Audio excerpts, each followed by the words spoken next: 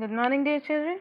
As you can see on your screen, our topic for today is from your English Reader's Book, Chapter 3, Taro's Reward. Taro's Reward is a popular fairy tale in Japan. So, this story is from Japan and it is a very popular fairy tale in Japan. It involves the story of a son Taro who wanted to fulfill his wishes the wishes of his father, as he was a very thoughtful son and he wanted to do anything and everything for his parents. So, he wanted to work even hard and even more. So, let's start with this poem.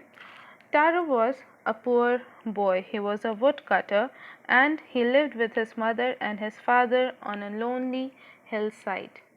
He earned money by chopping woods from the jungle, but the money he earned was not sufficient for him and also for his parents.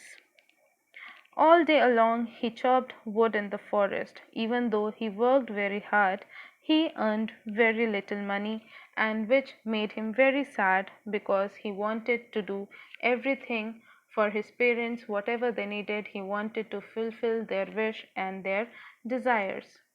One day it started blowing cold winds. All people in the home felt cold due to wind passing from the cracks of the wooden house. Taro's father wished if he could have some sake to energize his heart. Now here you can see it is written S-A-K-E, but if you see in your book, it is written the pronunciation for S-A is fa from father and K is pronounced like you pronounce way. So it is sake. Sake is actually a popular and a costly drink of Japan.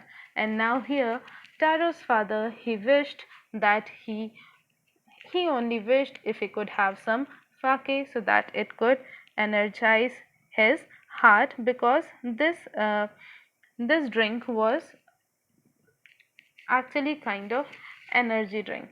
Now when Taro heard this thing, Taro heard his father say this, he became very sad as he did not have money to buy the expensive sake. So he decided to work hard, and next day he woke up early and went to the forest to chop wood.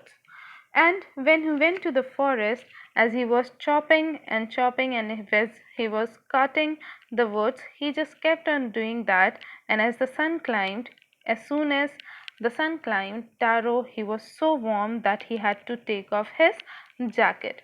Now, when he took off his jacket, he continued to work, he continued to chop the tree, he continued carried with his work, and soon his mouth was dry and his face was all wet with sweat.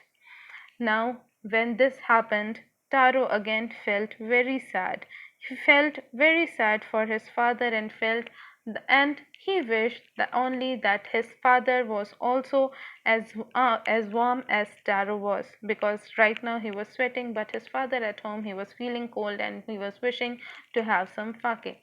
Taro, he was a thoughtful son. He always thought about his parents, and with this particular thought, he felt very sad and he began to chop even faster, thinking that if he will work more, he will get extra money, and if he gets extra money, if he earns more, he can buy some sake for his old man's bones, means for his father.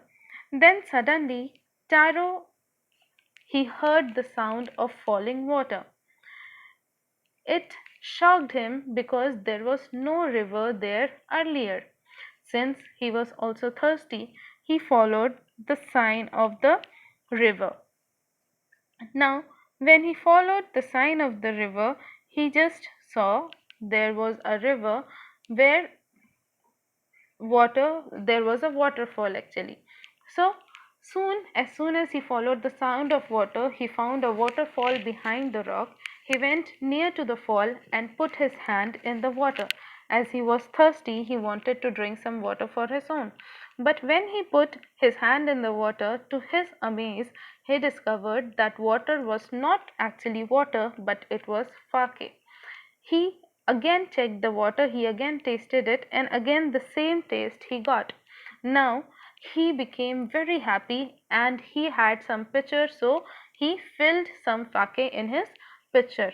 Now, upon reaching the house, he was very happy. So he immediately gave the fake to his father. Now the father, he sipped it, this famous Japanese drink, and started dancing with joy. And after only one swallow, his father, he stopped shivering and did a little dance in the middle of the floor. Now, after some time, a neighbor came in the evening. So Taro's father offered her a cup of sake. The woman happily took the drink. Father told her about all the incident which happened to Taro. Now, this woman spread the news to all the people in the village. Every villager rushed to Taro's home and tasted the sake. Next morning, Taro again woke up early, searched the biggest pitcher, and went to the waterfall so that he could bring even more of this drink for his father so that he will never feel cold but he can keep on drinking this. But when he reached, to his surprise, he found that other villagers were also going to the waterfall. Soon people reached the fall and tasted the sake, but they found that water of the fall was not sake but plain water. People became very angry. Now they were angry because they were told that this particular waterfall, does not pour out water but it poured out sake. So here Taro, he was just watching all this thing, and he was watching people become angry, and so he could not help himself, but he hid himself because there, uh, when the people they found water of the fall was not sake but plain water, they became angry and decided to draw Taro in the fall because of their anger. So Taro, he hid behind the rock and waited till all the villagers went home. And when all the villagers went home, the Taro, he came out and he now tasted the water again. He thought that it was a dream maybe, but to his surprise, he still felt that it was sake.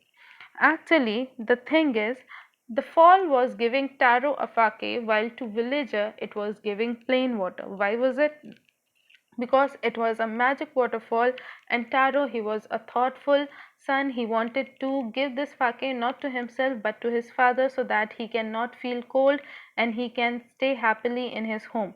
So this magic waterfall, he gave the delicious sake only to Taro, and to everyone else it gave them only the cold water.